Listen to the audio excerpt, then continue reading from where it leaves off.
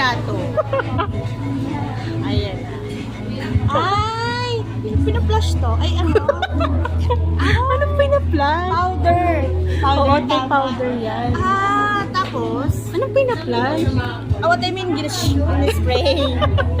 Ay, mabango siya. May menthol. Bing, hindi yan droga. Hindi, may menthol siya. Pero may malamig na, ano. Yeah. Ano pa masasabi mo? Natin I-convince mo naman yung mga viewers. Up, step up.